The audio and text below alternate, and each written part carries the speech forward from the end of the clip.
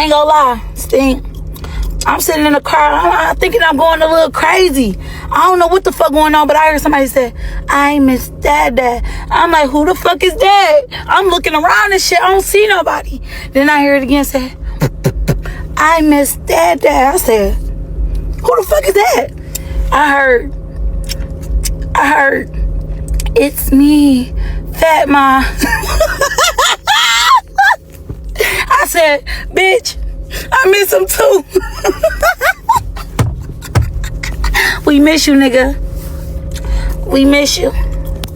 When a person starts making jokes about their own poverty of affection, pay close attention.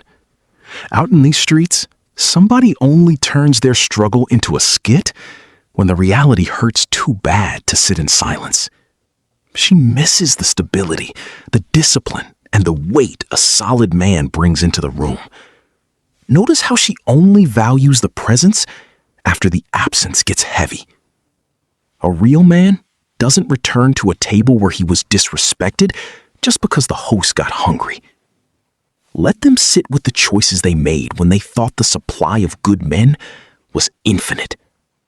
The price went up, and now they can't afford the ticket. I'm overworked and underfucked. So yes, I'm gonna be fucking aggressive. And I'm from New York. If you can't handle it, then get the fuck up out of here, nigga. I'm not the bitch for you.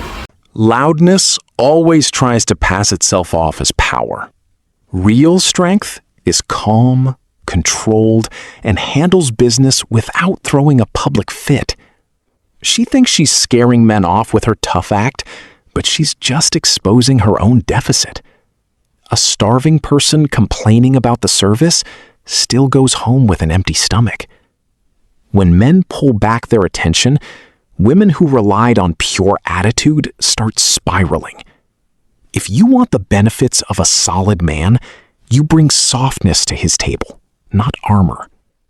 Never trade your peace for someone else's unhandled baggage. I'm being ghosted and my friends are like, don't text him anymore. You already sent 3 messages, that's it. Alright, I'm gonna send 4 more. The fuck I look like?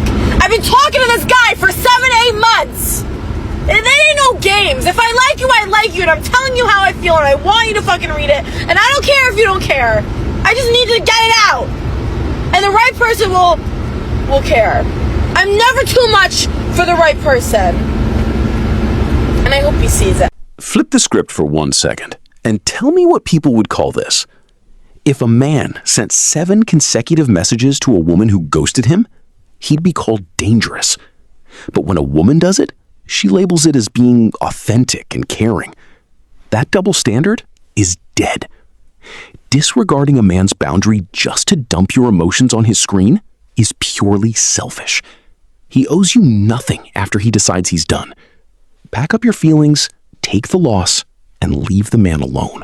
Do you ever just want to fuck the shit out of somebody, but they live too far away?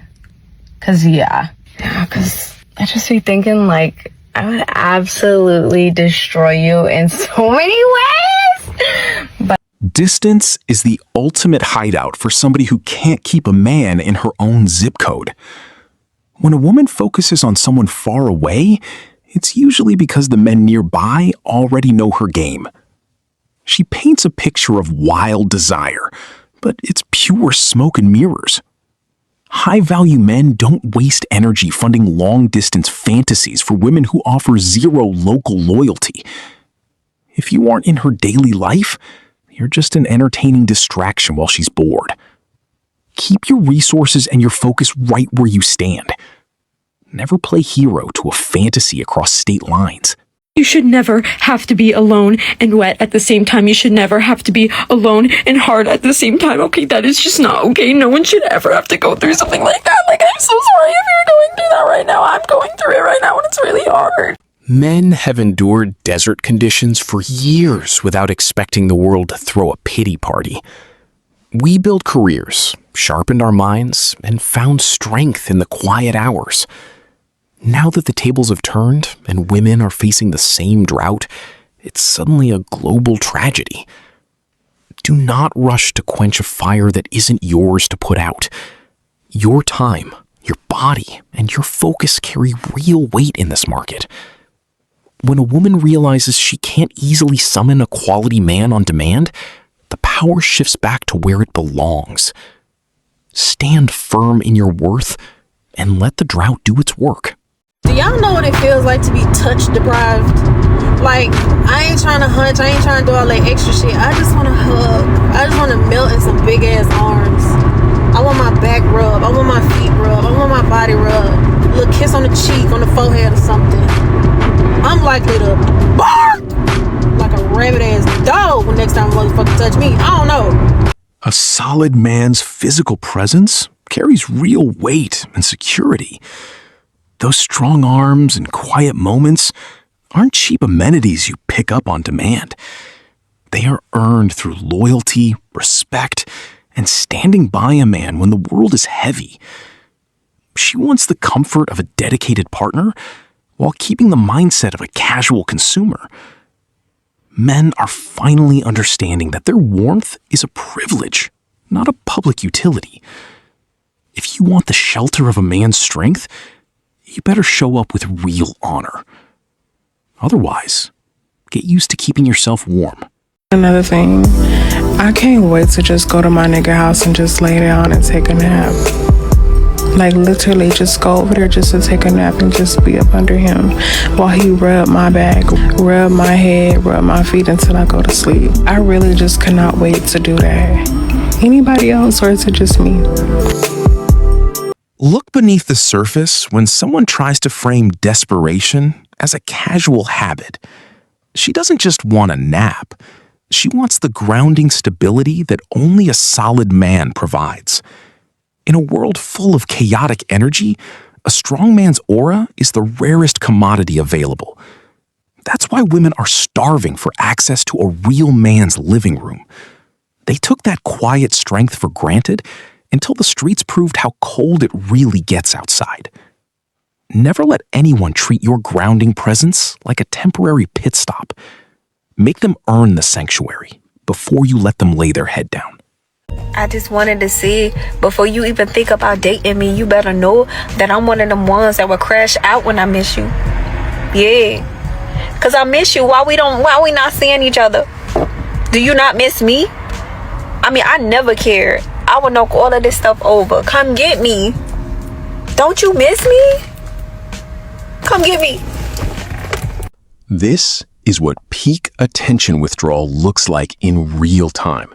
When men stop validating these toxic games, the mask falls off completely. She can't handle the reality that a man might actually have better things to do than answer her beck and call. Instead of checking her own behavior, she turns her thirst into an aggressive ultimatum. Men are finally holding the line and refusing to entertain female tantrums.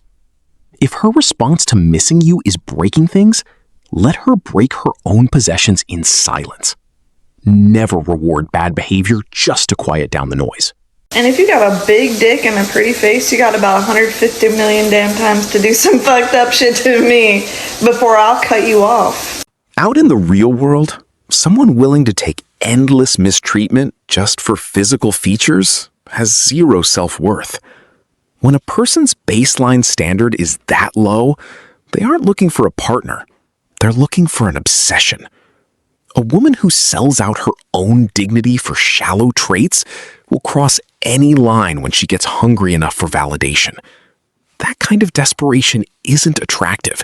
It's a massive hazard for any man looking for real loyalty. A solid man wants a woman who respects herself enough to stand on business.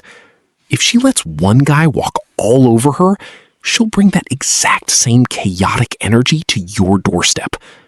Steer clear of women who trade their pride for cheap thrills. I don't understand why you won't just fucking commit to me. Like, what am I doing wrong? Ma'am, I'm your Uber. You just hopped in my car. You're not even supposed to sit here. Please, just go to the back seat. I've been begging you. You want to go in the back seat? Let's do it.